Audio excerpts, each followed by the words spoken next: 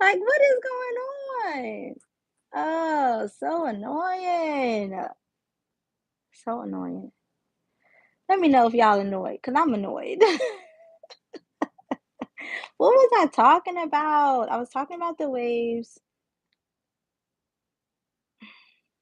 So annoying. Okay, the waves, the beach. So yes, that's what I visualize when I would close my eyes during my contractions. I would visualize the wave crashing on the beach. Or you know how like the waves roll out and you can see them get real, real, real big and then they come and then they taper out once they hit the shore. So that's kind of what I visualize for each of my contractions, especially the really, really hard ones.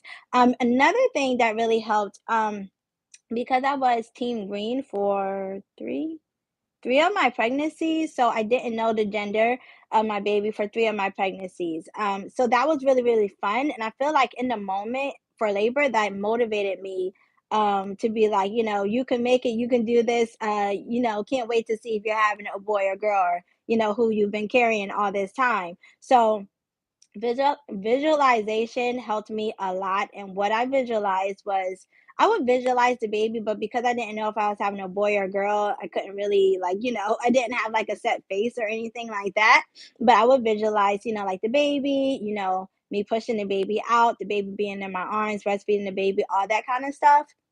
But I really, really like the waves, like metaphor, just because one, I love the beach, and because I feel like it really, really, truly like embodies what a contraction is. It comes in a little bit slow. You get the really big peak of pain. Some people call it surges. I think that's really cool, and that's fine too. And then it dies down, and then you have a little bit of break, and then you'll get another surge or another contraction. So that really helped me. Another thing that really helped during my labor, and I'm not so sure if you could say it's a technique because it's just kind of something that my body did on its own.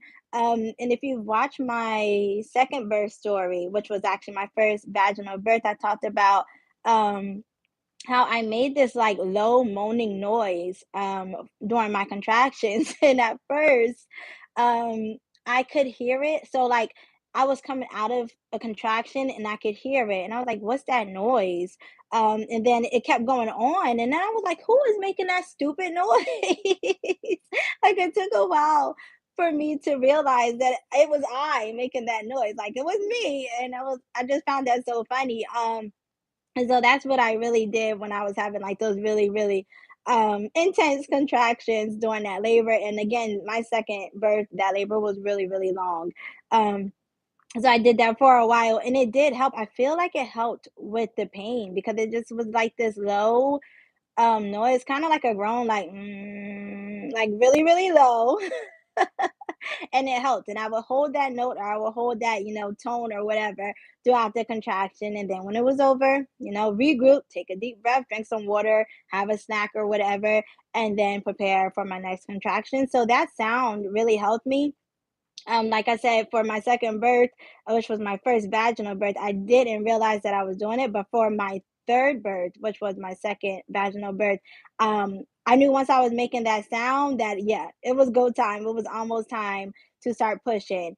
So yes, that low sound helped for me. So if you're one of those people that like, certain music or whatever I feel like can distract you from, the pain that's going on in your body or, you being uncomfortable or just whatever you can find to kind of take your mind off of the contractions in the moment really, really helps. So for my last birth, for my last labor, even though it did end up in a C-section, I did have a music playlist that I put together before I gave birth. And I also have a short on this channel if you want to check it out. But I really liked it because it was music that I enjoyed listening to, while I was pregnant. So of course it was songs that I knew, songs that the baby knew. And then there were songs that were like really, really inspiring, and really like mellow. Some of them were mellow, and then I had some other ones that were like really, fast tempo and high tempo where you're just trying to pump yourself up, to get through your stages of your contractions and through your labor. But of course, like I said, there were some slow ones for when you just need that deep when you just need that low, quiet music and stuff like that. And most of them were inspirational songs, like gospel songs. And then I had some instrumental songs in there thrown in as well. So I felt like it was a really good mix. So yeah, if that's something that you find comfort in, while you're pregnant or even not pregnant, if that's something that you really, really like, I would recommend bringing that to your labor as well. Sound definitely does help. Um, Another thing that I want to mention is that, okay, so when you're going through labor and you're having your contractions and you don't have any pain medication, of course you can feel everything. And I want to say, well, like one of my biggest tips to moms, if you are laboring or if you plan on, giving birth without an epidural or any pain medication at all, like there's a certain point in labor that you get to where you just feel like you cannot go on. At least for me, for both of my births, where I just felt like this pain is just too much. Like I can't handle another contraction. It's just gonna break me, right? So when you get to that point, like you're literally almost done. I'm telling you, when you get to that point where you're like, I can't do it, I just can't. These contractions are too bad. You're going through transition and you're almost there. So transition is about, I think, 7 to 10 centimeters. So that's the last part of your baby just getting all the way, just dilating you all the way from, you know, the start of active labor, which is 6 centimeters, to that 10 centimeter part where you're dilated enough to be able to push. But it does take a lot of I don't want to say control, but it takes a lot of like mental capacity to get through that point. Like if you can get to that point, you're so done. Like I remember I had a client who it was her fourth child, I think, that I was her doula for.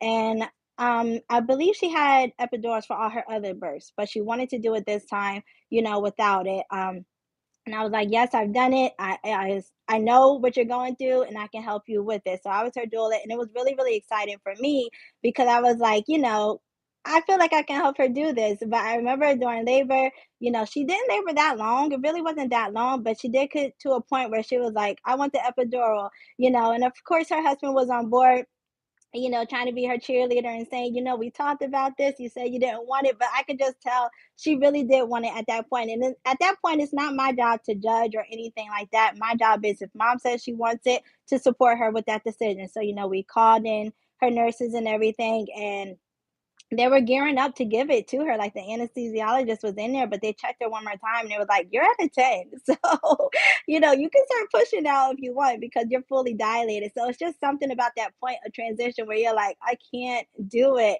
That's literally where you're almost done. So if you are laboring, if you have in the past and you've given birth without an epidural, chime in below and let me know if you reach that point where that I'm talking about, where it's just like you just feel like you can't go on. You feel like the contractions are too much, they're too overwhelming, and you need the epidural or you need some kind of relief. Because once you get past that point, for me, that was the point where it was like, I remember for my second birth, I did ask for one, or I mentioned it to my doula, who also happened to be my mom. So they was like, "Okay, well, you can still get it," because they told me I could get it all the way up until it was time to push if I wanted. So I was like, "Yes, I want it," just because I was so exhausted by that point.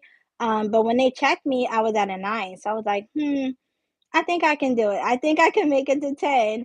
Um, Without the epidural, so that's what I did, and it was not that much longer after that, maybe 30 minutes, maybe an hour, where I was fully dilated, um, and I was able and ready to push. So, yes, that's my one tip, that when you feel like you at your breaking point, the baby is coming shortly after. Like, you're not gonna be in too much of that intense, intense pain, for too long.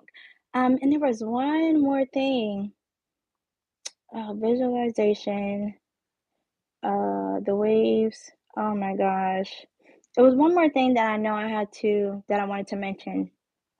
I know I mentioned in my last video the use of, I think I mentioned the use of the exercise ball, which I highly recommend to all moms. It's just so incredible.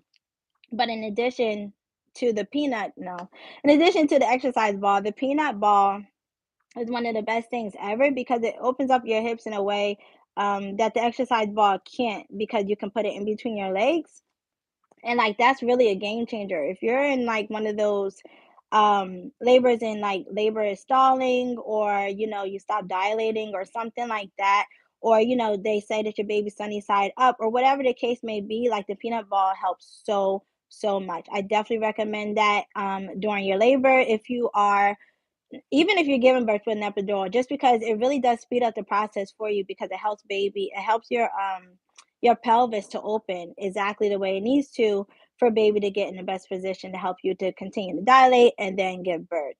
Um, oh my gosh, what was the other thing? Oh, the other thing I want to talk about. So yes, I talked about transition a little bit, but also to me personally, the contractions were way um was the hardest part of trying to give birth without an epidural. Like the pushing was not, I want to say it wasn't painful. And I know that may sound crazy to people, but the pushing wasn't painful. It was the contractions that was the painful part, especially the contraction leading up to being fully dilated. Like I said, transition, it was just like, those will kick your butt. And that's definitely when I did my groaning. That's definitely when I needed everything like as dark as I could get it. I needed nobody talking.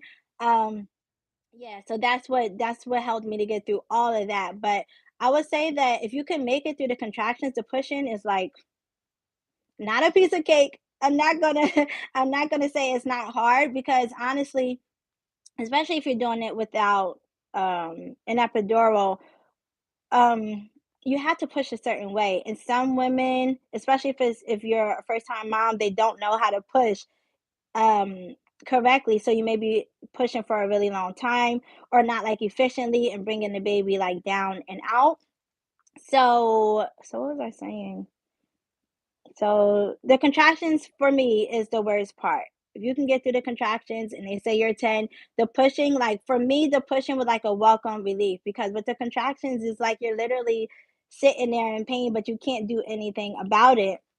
I will say also that when you're going through transition, your body kind of like starts pushing for you. And that definitely did happen. A lot of things happened in my second birth that I just like, I could talk about that for a really long time. And next week, I'm going to try, I'm hoping that I can do the sit down where I talk about all my births all together in one video, where I can go from Saya all the way to Asa to just kind of like detail how the births happen, even though I do have a playlist on this channel of each individual birth. So if you want to check that out, you can.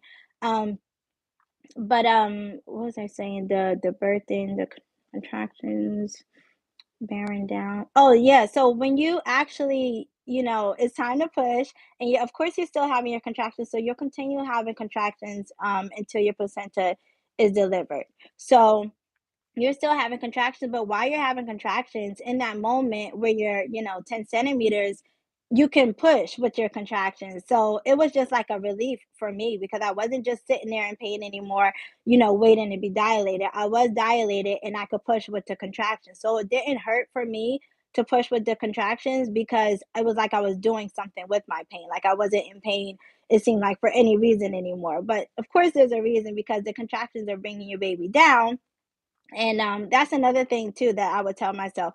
The contractions are being bringing my baby down and out. So along with that mantra that I had with my visualization, that's how I made it through all of my contractions.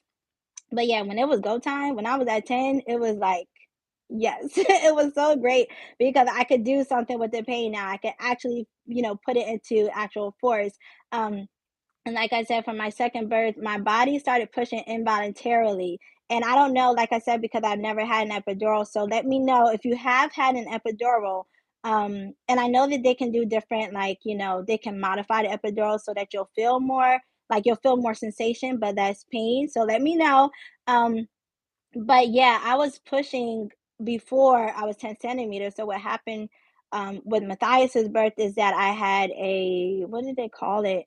A cervical lip. I think that's what they called it, where basically like half of my cervix was swollen because I was pushing like prematurely, like before I was supposed to be pushing, and it wasn't me actually pushing, it was my body pushing. Um, and he was my biggest baby, so so it did take a while to push him out. And it did take a while for my like the cervical lip to like I couldn't push while it was swollen. So I remember I got to like maybe 9 centimeters, maybe 9.5 when they checked me, and it was like, this is how dilated you are, but you have a cervical lip, so we have to wait till the swelling goes down for you to start pushing. So I remember that being like a thing. And I'm gonna talk about it more in my video in my live next week when I talk about all of it. Um, but yeah, there is a point where your body starts pushing. But if you do get to that point or you feel that sensation, if you're giving birth without an epidural, I want to encourage you, please don't don't what's the word? Don't feed into it. Like don't keep pushing because you don't want to end up with a cervical lip and then you have to wait, to you have to wait for it to kind of like unswell in order to start the pushing process because for me, I did tear for that birth, and I think that's one of the reasons why is because I was pushing before I was supposed to be pushing. Um, so yeah, I think those are all the things that I wanted to mention. It definitely was like my first vaginal birth was harder than my second vaginal birth, and it took a longer time for labor, for the pushing, for everything. But for my third, oh my gosh, like every time I think about it, I'd be like, yes, it was like such a perfect birth. It was so perfect. Like everything I wanted to happen happened. Except for the tearing. I did still tear for that birth. But minus that, it was just really perfect. And I got to deliver in a new position. Um, so yeah, I can't wait to talk about that. But those are the things that really helped me with my births or laboring without an epidural. Um, so if you haven't seen that other video, I will try my best to remember to link it below. And what else? And so yeah, I mentioned a lot of other things in that live. So like, using the exercise ball, changing your position up as often as you can, at least every hour. Um, what else? Being upright as much as you can, being out the bed if you can. And just knowing what feels good for you in the moment because some people want to be touched during labor, so like massages and things like that, and other people don't want to be touched. For me, it was kind of like in early labor, I didn't mind being touched or I didn't mind massages or anything like that, but at the end of labor, I did mind. So yeah, so just knowing what works for you and knowing that you can always change your mind, if you want the epidural later, or if you want to try other things. Like I did have one client who used what was it? The laughing gas or the oxide, nitrous oxide, something like that. It's called. Um and I remember just asking her experience with it or how she felt, if it worked for her or not, because I was like, I wasn't pregnant at the time, but I knew that I might have more children in the future. And I knew that, it's an option for pain management. And she said she didn't really like it. She used it for a little bit, maybe like 30 minutes, maybe an hour. And she said it didn't take the pain away. It just kind of took your mind off of it, I guess, a little bit. So, and I think I don't know, it might have made her lightheaded or something like that. There's something about it that she didn't like, so she didn't continue to use it, and I was just like, "Okay, I'm not even gonna try it." But that's an option, if your hospital provides that as well. Um, so yeah, so that is, I think that's it for my epidural-free, um tips and things that I mentioned, in this video and in the last video. Those are the things that helped me the most. And yeah, I think it really, for the most part, all comes down to your mindset. Like you can do it. Other women have done it. It's not like something that's undoable. You definitely can do it, but just making sure you have the right support. I think I mentioned that in my other video. By your provider, the people you're gonna have in the room with you, and yeah, and kind of walking into it, knowing that it may be hard, knowing that it may be painful, but you can do it. Even if you're a first time mom, and it's the first time you're experiencing all these things together. So I think that's it. The internet was a little bit nicer to me right now. um, yeah, and if you're pregnant, and you are interested in giving birth without an epidural, check out my other videos that I have on here where I actually show, some of the equipment and things like that I use. Labor prep videos and then my birth stories. But I will try to do a live next week of me talking about all of my birth stories, so you get everything firsthand. So yeah, I thank you for watching tonight. I know it's super late, but if you did watch or you're watching on a replay, I definitely do appreciate it. And I will see you all next Friday, hopefully. I don't know what time because everything's been up in the air, but hopefully I'll see you next week. I hope you have a good weekend and good night. Bye.